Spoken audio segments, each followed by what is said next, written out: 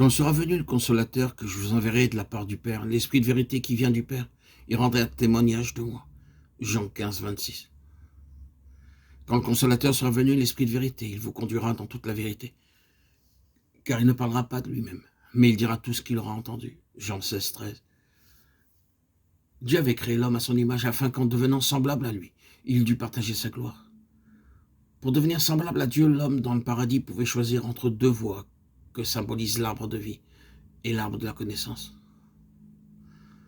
L'arbre de vie lui offrait la voie prescrite de Dieu. La vie l'eût doué de connaissance et l'eût amené à ressembler à Dieu. En voulant la volonté de Dieu, en participant à la vie de Dieu, il serait devenu parfait. Satan lui indiqua l'autre voie, lui assurant que la connaissance était avant tout désirable pour devenir semblable à Dieu. Que l'homme préférera la connaissance à l'obéissance, il entra dans la redoutable voie qui conduit à la mort. Après avoir trouvé ailleurs la comparaison des deux arbres et avoir écrit ce qui précède, pourrait-on méconnaître dans ces deux mots vie et lumière et dans la relation que Jean établit entre une réminiscence de l'arbre de vie et de celui de la connaissance? Après avoir mangé du premier, l'homme aurait pu sans doute manger sans danger du second. Jean nous initie à la véritable essence de ces faits primordiaux et mystérieux et donne en quelque sorte dans ce verset la philosophie du paradis. Jean 1, 4. Le désir de savoir s'empara de lui et corrompit sa nature entière. Il sacrifia la connaissance, l'obéissance et la vie. Encore à présent, la race humaine continue à se fourvoyer et à chercher le bonheur dans la connaissance. Et c'est dans le domaine religieux surtout que l'homme subit l'empire de cette funeste illusion. Même lorsqu'il reçoit l'écriture par laquelle Dieu se révèle à lui. C'est toujours avec un alliage de sagesse charnelle qu'il l'étudie.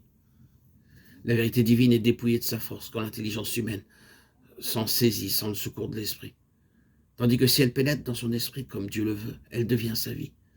Lorsqu'elle n'atteint que la surface, que l'intelligence et la raison, elle peut bien occuper la pensée et lui plaire. Mais tandis qu'on attend d'elle une heureuse influence, sa force est réduite à celle de la sagesse humaine, qui n'atteint pas la vie de l'esprit. Il y a une vérité naturelle toute humaine, une vérité d'intelligence et de sentiment, qui n'est que l'ombre de la vérité divine. Celle-ci, au contraire, est effet et vérité. Elle fait saisir et posséder ce qui pour d'autres reste du domaine de la pensée.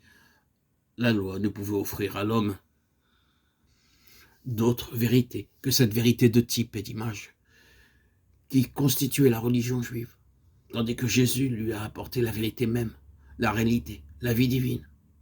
C'est lui, le Fils unique venu du Père, plein de grâce et de vérité, qui est la vérité. Jean 1, 14, 6. Le mot véritable employé par Jean ne signifie pas le contraire de faux, il désigne ce qui est réel, la parfaite réalisation d'une idée au lieu de ses manifestations imparfaites. Jean 1, 19.